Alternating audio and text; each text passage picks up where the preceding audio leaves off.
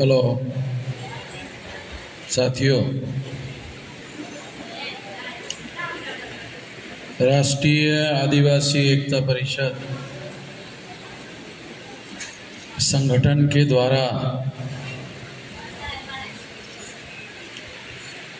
आदिवासियों के माध्यम से महाराष्ट्र राज्य का 12वां राज्य अधिवेशन संपन्न हो रहा है।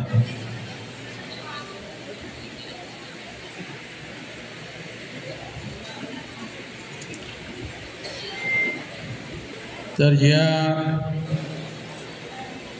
12व्या राज्य अधिवेशनासाठी आपण सर्व या ठिकाणी एकत्रित झालेला आहात। हे अधिवेशन संध्याकाळी 5 वाजेपर्यंत चालेल,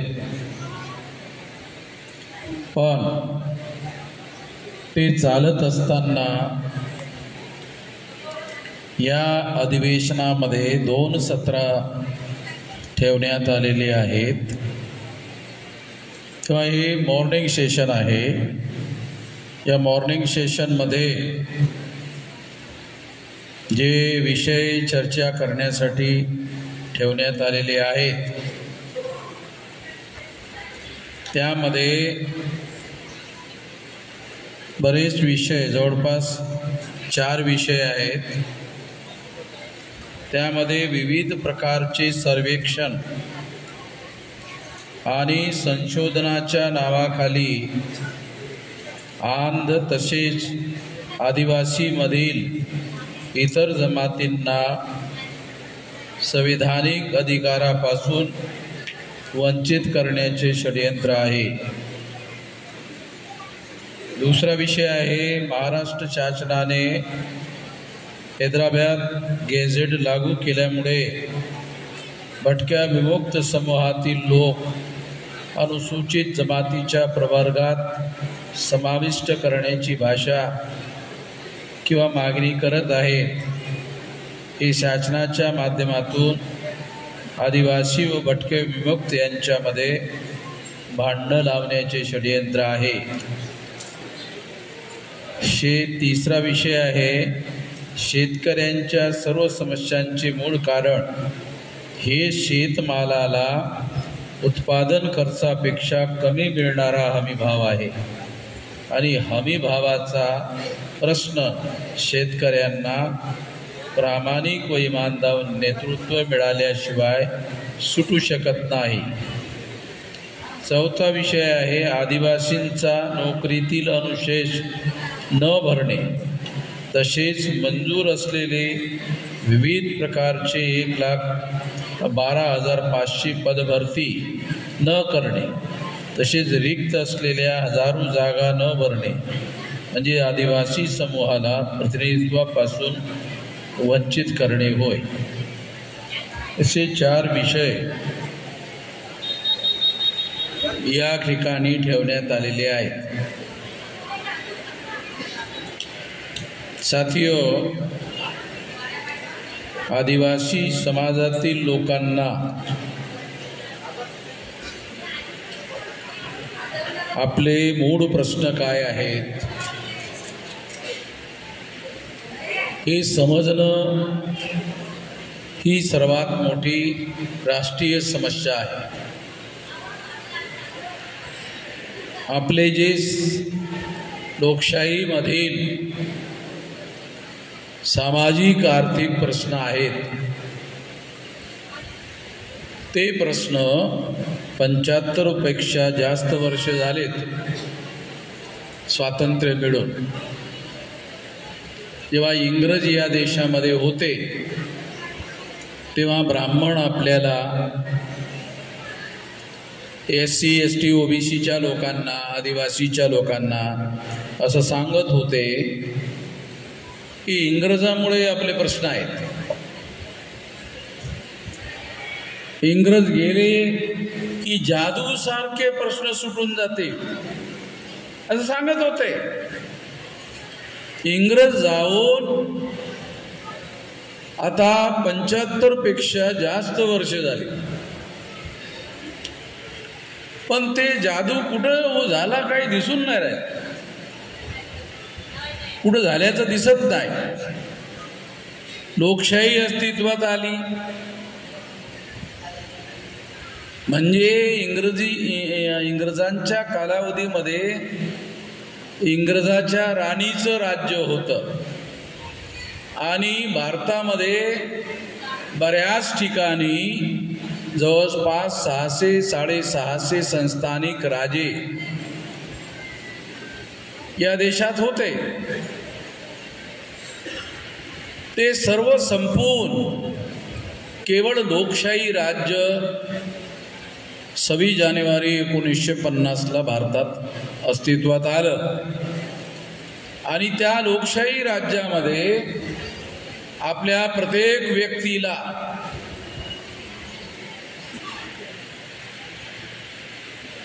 निवडणूक लढण्याचा आणि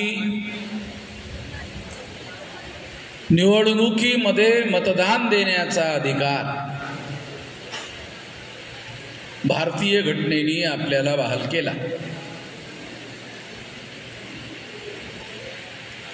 जर आपण जगाचा अभ्यास केला तर असं लक्षात येईल की अनेक देशांमध्ये मतदानाचा अधिकार मिळवण्यासाठी मोठी मोठी आंदोलनं झालीत. त्यासाठी रक्त सुद्धा सांडवायची आवश्यकता पडली आणि त्यानंतर मतदानाचा अधिकार मिळाला. हा इतिहास आहे. आपल्या लोकांना तो इतिहास माहीत नाही आहे, कारण भारतामध्ये बाबासाहेब आंबेडकरांनी घटना लिहायला घेतली आणि प्रत्येक 21 वर्ष वयावरील प्रत्येक व्यक्तीला, तो शिकलेला असू द्या, तो अशिक्षित असू द्या, त्याच्याजवळ संपत्ती असू द्या, त्याच्याजवळ संपत्ती नसू द्या, त्याच्याजवळ घर असू द्या, त्याच्याजवळ घर नसू द्या, सर्वांनाच 21 वर्ष वयावरील व्यक्तीला मतदानाचा अधिकार बहाल करण्यात आला आणि नंतर तो 18 वर्षाचा करण्यात आला. म्हणजे या देशातील लोकशाहीमध्ये कुणाचं राज्य यायला हवं आणि कुणाचं राज्य यायला नको हवं हे ठरवण्याचा अधिकार आम्हाला मिळाला. किती लोकांना, अशिक्षित लोकांना सोडा, आपल्यापैकी SC ST OBC मायनॉरिटीच्या किती शिक्षित लोकांना असं कळते की आपल्या मतदानाचा अधिकार आपण आपल्या लोकांचं राज्य आणण्यासाठी केला पाहिजे. मध्ययुगीन काळामध्ये राजा बनण्यासाठी लढाया व्हायच्या, रक्तरंजित लढाया व्हायच्या, फार मोठ्या प्रमाणामध्ये रक्त सांडवलं जायचं आणि त्यानंतर जो राजा रक्तपातानंतर जिंकला जायचा तो राजा व्हायचा.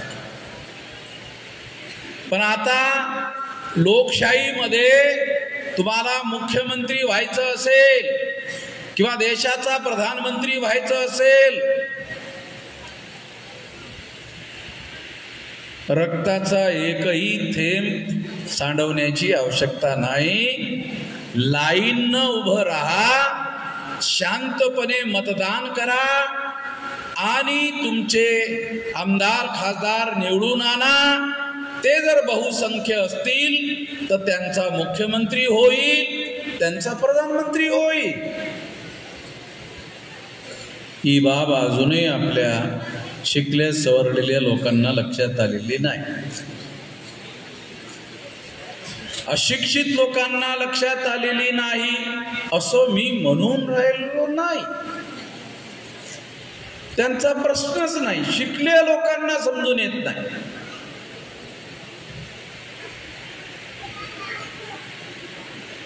दुसरा मुद्दा असा, 17 ऑगस्ट 1932 ला बाबासाहेब आंबेडकरांनी इंग्रजांबरोबर संघर्ष करून राऊंड टेबल कॉन्फरन्स मधून शेड्यूल कास्ट शेड्यूल ट्राईबच्या लोकांसाठी सेपरेट इलेक्टोरेटची मागणी केली, ती मंजूर झाली.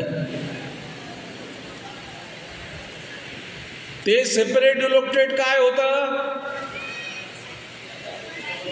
आदिवासी लोकांना आणि शेड्यूल कास्टच्या लोकांना आपापल्या मतदारसंघामध्ये आपले आमदार, आपले खासदार आपल्या मतदानाच्या भरोशावर निवडून आणता येतील. किती लोकांना माहित आहे?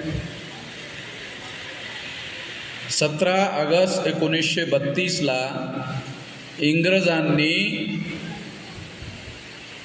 अवॉर्ड घोषित केला आणि त्या अवॉर्डमध्ये शेड्यूल कास्ट आणि शेड्यूल ट्राईबच्या लोकांना सेपरेट इलेक्टोरेट बहाल करण्यात आला. म्हणजे शेड्यूल कास्टचे लोक, शेड्यूल ट्राईबचे लोक हे आमदार आणि खासदार निवडून आणतील. आणि असे 131 खासदार आजच्या तारखेला आणि 1000 किंवा 1200 पेक्षा जास्त आमदार संपूर्ण देशामध्ये शेड्यूल कास्ट शेड्यूल ट्राईबचे निवडून आले असती. आणि केंद्रामध्ये दिल्लीमध्ये शेड्यूल कास्ट शेड्यूल ट्राईबच्या खासदारांच्या मदतीशिवाय ब्राह्मणांना केंद्र सरकार बनवता आलं नसतं. अर्थात जवाहरलाल नेहरू यांना प्रधानमंत्री बनता आलं नसतं. जोपर्यंत बाबासाहेब आंबेडकर जवाहरलाल नेहरू यांना समर्थन देणार नाही तोपर्यंत नेहरू प्रधानमंत्री होऊ शकले नसते. किती शिकलेल्या लोकांना माहित आहे? अशिक्षित लोकांना नाही सांगू, शिकलेल्या लोकांना किती माहित आहे? सेपरेट इलेक्टोरेट म्हणजे काय ते माहित नाही. सेपरेट इलेक्टोरेट म्हणजे शेड्यूल कास्टच्या मतदारांना शेड्यूल कास्टचा कॅन्डिडेट निवडता येईल, ब्राह्मणांना शेड्यूल कास्टचा कॅन्डिडेट निवडता येणार नाही. मला समजून यावं म्हणून सोप्या भाषेत समजून सांगतो. कारण हे how to govern the country याच्याशी रिलेटेड आहे. त्यामुळे आपल्याला आमदार खासदारच समजत नाही तरी how to govern the country हे जरा जास्त कठीण आहे. हायकोर्टाचे आपले जे वकील आहेत, जे भारतीय घटनेच्या मुद्द्यावर हायकोर्टात केसेस लढतात, त्यांना पण कळत नाही. त्यांना कळलं पाहिजे पण त्यांनाही कळत नाही. का? त्यांना विचारा का कळत नाही? आपला विषयच नाही. देशाचं राज्य करणं हे आपलं काम नाही आहे, ते त्यांचं काम आहे. 26 जानेवारी 1950 ला हे बदललं हे त्या वकिलाला माहित नाही. हे जुनं बोलून राहिलं. 26 जानेवारी 1950 ला भारतामध्ये घटना लागू झाली आणि प्रत्येक 21 वर्ष वयावरील व्यक्तीला मतदानाचा अधिकार मिळाला आणि त्याला हे ठरवण्याचा अधिकार मिळाला राज्याचा मुख्यमंत्री कोण असेल आणि देशाचा प्रधानमंत्री कोण असेल. ही आहे लोकशाही. हे समजलं पाहिजे. अजूनही आपल्या शिकलेल्या लोकांना कळत नाही तर ते अशिक्षित लोकांना काय सांगणार आहे? शेड्यूल कास्ट शेड्यूल ट्राईब आणि बॅकवर्ड क्लास ह्या 3 लोकांची मतसंख्या 74.5% आहे. पण देशाचा प्रधानमंत्री कोण बनायला पाहिजे? SC ST OBCचा माणूस बनायला पाहिजे. मग आता कोण बनलेला आहे? मोदी. मोदी कोण आहे? OBC. तो कोणत्या पक्षातर्फे बनला? भाजपा तर्फे बनला. मग भाजपा हा पक्ष मोदीचा आहे का? नाही, RSSचा आहे. RSS कोणाचा आहे? बामणाचा आहे. म्हणजे बामणांनी या मोदीला प्रधानमंत्री म्हणून ठेवून घेतलं समजतं. त्याला आपल्या माणसांना एवढ्या सोप्या भाषेत सांगितलं तरी कळत नाही. बघा बायकांना कळून राहील, ठेवण्याशी संबंधित मुद्दा त्या स्त्रियांना लवकर कळते. एक लग्नाची बायको असते, एक ठेवलेली बायको असते, त्या बाईला लवकर कळते. तर हे मोदी जे आहे लग्नाची बायको नाही आहे, भाजपाची, हे ठेवलेली बायको. एवढं सरळ मला बोलावं लागते, त्याच्यानंतर टाळ्या वाजतात नाही. त्याला कळतच नाही. आपल्याला कळलं पाहिजे ना, पण कळत नाही. पक्ष बामणाचा आहे. पक्ष जर बामणाचा आहे तर बामण प्रधानमंत्री व्हायला पाहिजे ना. का ते ओबीसीला प्रधानमंत्री बनवतात? ओबीसीला जर प्रधानमंत्री बनवलं नाही तर ओबीसी वामन मेश्रामकडे जाईल, आणि ओबीसी जर वामन मेश्रामकडे गेला परमनंट सोल्युशन होऊन जाईल असं त्यांना वाटते. म्हणून मोदीला त्यांनी प्रधानमंत्री बनवलं. पण बनवताना खबरदारी घेतली की तो खरा प्रधानमंत्री बनता कामा नये, ठेवलेला प्रधानमंत्री बनलेला पाहिजे. मी त्याला ठेवलेला प्रधानमंत्री का म्हणतो त्याचा पुरावा देतो. म्हणजे केवळ ब्राह्मणांनी त्याला नॉमिनेट केलं म्हणजे नाही. इंग्रजी शब्द आहे नॉमिनेट करणे. नॉमिनेट म्हणजे भाजपा हा ब्राह्मणांचा पक्ष आहे, तेव्हा ब्राह्मणांनी त्याला निवडलं आणि निवडून त्याला नॉमिनेट केलं. नॉमिनेट करणे म्हणजे नामधारी नियुक्त करणे. नामधारी, nominated, not elected. The elected and nominated, the difference between elected and nominated. हे माझे शब्द नाही, बाबासाहेबाचे. याला बाबासाहेबाचा अजूनही आमच्या शिकलेल्या लोकांना कळत नाही ते इंग्रजी. हे बाबासाहेबांचे शब्द आहेत, माझे शब्द नाहीत. हे राऊंड टेबल कॉन्फरन्समध्ये बाबासाहेब आंबेडकरांनी वापरलेले शब्द आहेत. आपले लोक एक तर वाचत नाहीत, जे वाचतात त्यांना कळत नाही. ही एक समस्या आहे. आणि मग ते काय करतात? काँग्रेसच्या पाठीमाग, उरले सुरले बीजेपीच्या पाठीमाग, त्याच्या पाठीमाग जातात. आणि तिथं जाऊन काय करतात? ते त्याच्या खांद्याचं जे झोड्या वापरतात त्या बीजेपीच्या लोकांच्या, आपण त्याचं काम करत राहतात. मतसंख्या आमची schedule caste, schedule tribe, backward क्लासची मतसंख्या 74.5%, आणि त्यामधून कन्व्हर्टेड SC ST OBC मधून झालेले मुस्लिम, सिख, इसाई, बुद्धिस्ट, जैन, लिंगायत हे जर गृहीत धरले तर 85%. म्हणजे 100 मधून 85% आमदार आणि खासदार हे आपले असायला पाहिजेत.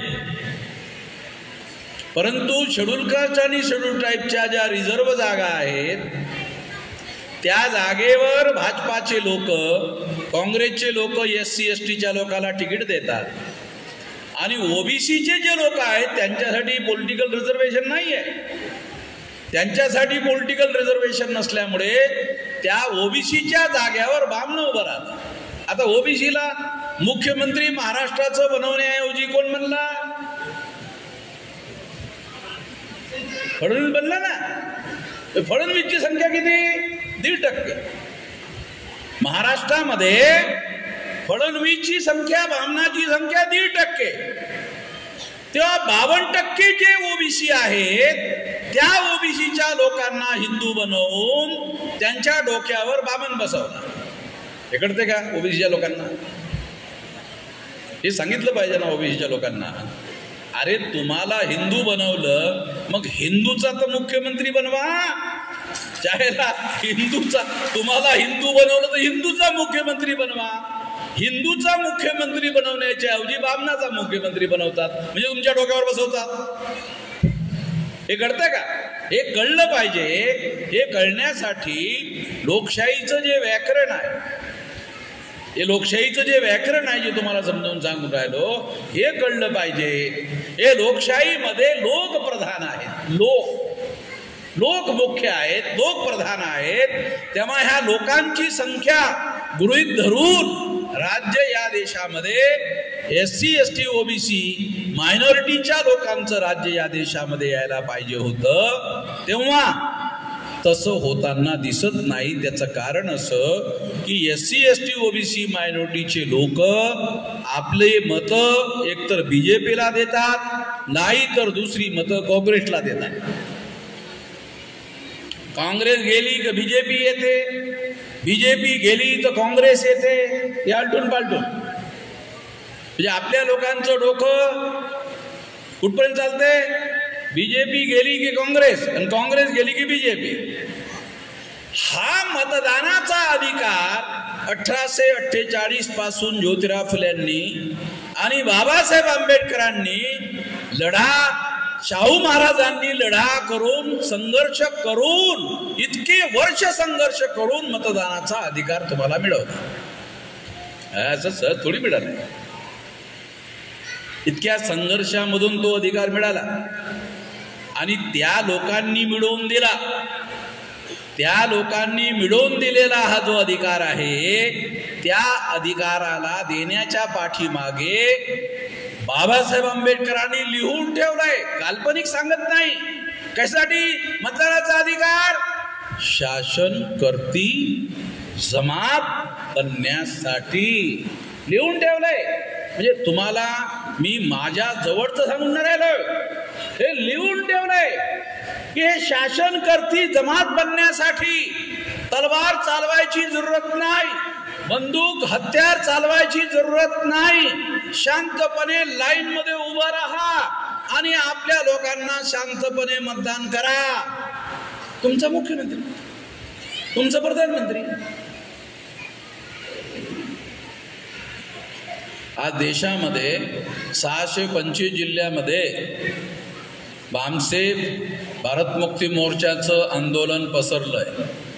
वयाच्या 19व्या वर्षापासून मी हे काम करून राहिलो. आज माझं वय 68 आहे. म्हणजे इतक्या वर्षापासून देशभर मी हे काम करत आहे आणि एवढं मोठं संघटन निर्माण झालेलं आहे. हे एवढं मोठ्या संघटनेच्या माध्यमातून 2030 पर्यंत आम्ही असं प्लॅन बनवला आहे की या देशामध्ये 6 लाख गावामध्ये 15 लाख बूथवर संघटन निर्माण झालं पाहिजे. ते तुम्ही केलं पाहिजे. हे जर तुम्ही केलं बूथवर संघटन तर काय होईल? या देशामध्ये आंदोलन राहणार नाही, जन आंदोलन होईल. आणि जन आंदोलन झाल्यामुळे काय होईल? 9 ऑगस्ट 1942ला गांधींनी क्विट इंडिया मुवमेंट भारत छोडो आंदोलन सुरू केलं होतं. त्यामुळे इंग्रजांना भारत सोडून जावं लागलं त्या जन आंदोलनामुळे. मग आपण जर आंदोलन केलं तर जरी बामणाला भारत सोडायला भाग पाडलं नाही तरी आपल्या मानगुटीवर बसवलेलं त्यांचं जे राज्य आहे ते झुंगारून देण्यामध्ये आपण यशस्वी होऊ शकतो. एवढं करायचं आहे. एवढं जर आपण केलं, त्यासाठी मी तुम्हाला तलवारी चालवायला सांगून नाही राहिलो. त्यासाठी आमच्या महापुरुषांनी तुम्हाला मतदानाचा अधिकार बहाल केला. जेव्हा जेव्हा निवडणुका येतात, आता महाराष्ट्रात ग्रामपंचायत, तालुका पंचायत, जिल्हा पंचायत निवडणूक आहेत ना, या सर्व ठिकाणी आपण आपलं राज्य आणू शकतो. उद्या BJPचे लोक काय म्हणतील? ठीक आहे, वामन मेश्राम असं म्हणतात SC ST OBCच्या लोकांचं राज्य आणतो. ओके, ठीक आहे, आम्हीच बनवतो SC ST OBCच्या लोकांना. काँग्रेसचे लोक म्हणतील आम्ही बनवतो. पण त्यांचा मायबाप कोण? त्यांचा मायबाप कोण? त्यांचा मायबाप तो वामन. म्हणजे याचा अर्थ असा की ते जे जिल्हा परिषदेचे अध्यक्ष होतील ते फक्त भोपनजी होतील. भोपनजी बडवून ठेवलेले, त्याचे सर्व निर्णय ते RSSच्या ज्या तालुका जिल्हा कमिट्यामध्ये जे बामण बसलेले आहेत पडद्याच्या पाठीमागं, ते म्हणतील तसं करत राहतील आणि त्याला ते काय म्हणतात, राष्ट्रवाद. अरे बामण या देशाचा रहिवासीच नाही, चायला राष्ट्रवाद कसं चालवत रे तो जो या देशाचा मूळच रहिवासीच नाही आहे तर त्याचा राष्ट्रवाद कुठला? विदेशी लोकांचा राष्ट्रवाद कसा असू शकतो? जे विदेशी लोक आहेत, ब्राह्मणांचा DNA विदेशी आहे, तेव्हा त्या विदेशी लोकांचा DNA भारतीय नाही आहे, त्यांचा राष्ट्रवाद कसा असू शकतो? तेव्हा हा राष्ट्रवाद आमच्या SC ST OBCच्या लोकांना गधा बनवण्यासाठी आहे. आपण लोक राष्ट्रवादी आहोत. आपण लोक राष्ट्रवादी कसे आहोत? स्वाभाविक राष्ट्रवादी, ओढून ताणून नाही, रक्तातच आपल्या राष्ट्रवाद आहे. आपण आपल्या देशाच्या विरोधामध्ये विचार करून सुद्धा काम करू शकत नाही. म्हणजे स्वाभाविक आपण राष्ट्रभक्त लोक आहोत. तेव्हा ह्या स्वाभाविक राष्ट्रभक्त लोकांना BJPचे लोक राष्ट्रवादी बनवून गध बनवतात. इकडे या तुम्हाला राष्ट्रवाद आमच्याकडे आहे. तेव्हा या माध्यमातून आपले प्रश्न सुटू शकत नाही. त्याचं कारण आपलं आंदोलन स्वाभिमानी असलं पाहिजे, स्वावलंबी असलं पाहिजे, आत्मनिर्भर असलं पाहिजे, आपला नेतृत्व असला पाहिजे, आपलं नेतृत्व असलं पाहिजे, आपला उद्देश असला पाहिजे, आपली विचारधारा असली पाहिजे, आपला प्रतिनिधी असला पाहिजे. हे सर्व असेल तर आपलं आहे.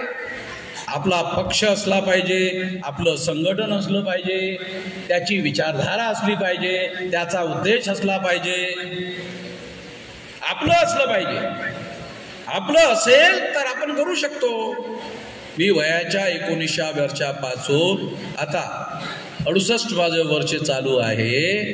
एवढं मोठं विशाल संघटन, ब्रह्मदेशाच्या बॉर्डरपर्यंत, बांगलादेशाच्या बॉर्डरपर्यंत पसरलेलं विशाल संघटन उभं केलंय. आणि 2030 पर्यंत हे 6 लाख गावामध्ये पसरेल, जनआंदोलन होईल. तेव्हा आपल्याला या विशाल आंदोलनाला आपण समजून घेतलं पाहिजे आणि त्याच्या पाठीमागं ताकद लावली पाहिजे.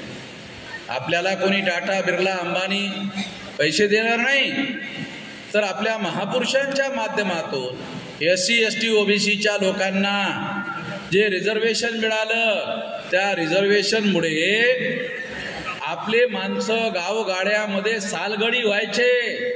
आता कलेक्टर होता, सालगडी माहिती आहे ना? सालगडी गावामध्ये माहिती आहे? मी गावचाच आहे त्यामुळे मला माहित आहे सर्व. जे लोक सालगडी व्हायचे ते जिल्हाधिकारी होऊन राहिले. आणि जिल्हाधिकारी म्हणजे काय माहित आहे तुम्हाला? जिल्हाधिकारी म्हणजे अरे जिल्ह्याचा राजा, सर्व अधिकार त्याच्याजवळ. जिल्हाधिकारी IAS अधिकारी तो म्हणजे तो जिल्ह्याचा राजा. जुन्या काळातले राजे सुद्धा त्याच्या समोर येऊन खुर्च्या टाकून बसतात. इकडं नाही बसतायत, इकडं तोच बसेल. राजाची एकच खुर्ची असते, समोर आमदार खासदार बसतात. त्या जिल्ह्यातला आमदार खासदार इकडं नाही बसत, तो इकडं बसतोय. तेव्हा त्या जिल्हाधिकाऱ्याला हे सर्व अधिकार हे आमच्या महापुरुषांनी रिझर्वेशनमध्ये SC ST OBC मायनॉरिटीच्या लोकांना मिळवून दिले. आणि दुसरे, मतदानाच्या अधिकारामुळे तुम्ही या देशाचे राज्यकर्ते होऊ शकता. ज्या शिकलेल्या लोकांना जरी असं सांगितलं ना तर ते काय म्हणतात, माझ्याकडे असं प्रश्नार्थक असं बघतात, काय बोलतात, विचारत नाही काय बोलतात. म्हणजे त्याला इतके वर्ष होऊन हे आणखी कळलं नाही. अरे हे 26 जानेवारी 1950ला झालंय. तुम्ही फक्त त्याचा वापर करायचा आहे, त्याचा उपयोग करायचा आहे.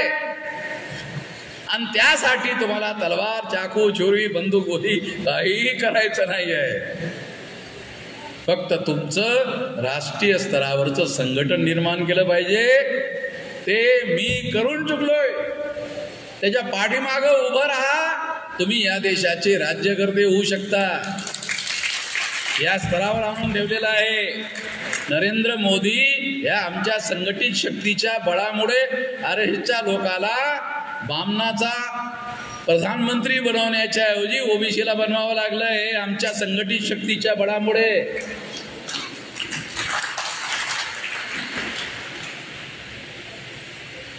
तेव्हा ही संघटित शक्ती आपल्याला वाढवली पाहिजे. 6 लाख गावापर्यंत घेऊन गेलं पाहिजे आणि गावामध्ये SC ST ओबीसीच्या लोकांना, मायनॉरिटीच्या लोकांना एकत्रित केलं पाहिजे. आपसामध्ये SC ST ओबीसी मायनॉरिटीच्या लोकांनी आपसामध्ये कुठल्या प्रकारचा छोट्या छोट्या मुद्द्यासाठी, नोकरीसाठी संघर्ष करता कामा नये. ते लोक आमच्यामध्ये भांडणं लावण्याचं कामं करतात. या भांडणं लावण्याचा परिणाम 1.5% असलेला बामण मुख्यमंत्री बनतो रे. अरे आपल्यामध्ये भांडणं लावल्यामुळे तो 1.5% वाला बामण मुख्यमंत्री बनतो. आपल्यामध्ये भांडणं लावल्यामुळे तो 1.5% वाला मुख्यमंत्री बनतोय. आपण भांडत राहतो. हे आपल्याला समजतच नाही. हे समजलं पाहिजे आणि यामध्ये बदल घडवून आणण्यासाठी प्रयत्न केला पाहिजे. आदिवासी लोकांनी राष्ट्रीय आदिवासी एकता परिषदेच्या माध्यमातून एवढा मोठा कार्यक्रम आयोजित केला. त्यामध्ये ऐकणारे आदिवासी, मार्गदर्शन करणारे आदिवासी मूल्यवान.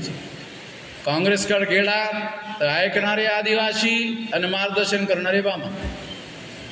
बीजेपीकडे गेलात तर ऐकणारे आदिवासी आणि मार्गदर्शन करणारे बामण. फरक सांगून राहील तुम्हाला. सोपं करून सांगून राहिलो. इथं काय ऐकणारे आदिवासी आणि बोलणारे आदिवासी. ऐकणारे आदिवासी, नेतृत्व करणारे आदिवासी. तिकडे काय काँग्रेसकडे ऐकणारे आदिवासी आणि नेतृत्व करणारे बामण. मग ते मोठे मोठे कार्यक्रम लावतात. त्याचा सारा पैसा बामण खर्च करतात.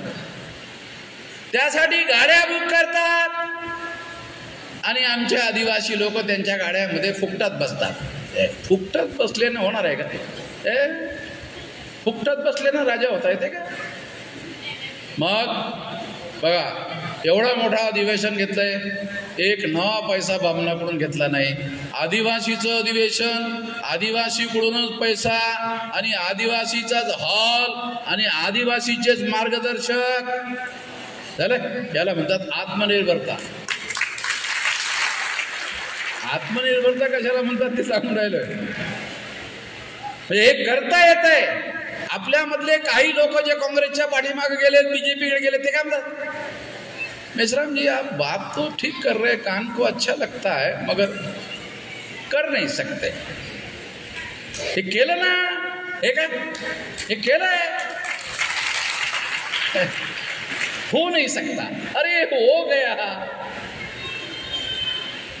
ये हो सकता है. जो हो सकता है वो और भी आगे बड़ा हो सकता है. ये हमको ध्यान रखना चाहिए. इतना ही इस मौके पर मैं कहना चाहता हूँ. बचा कुचा और बाद में बताऊँ.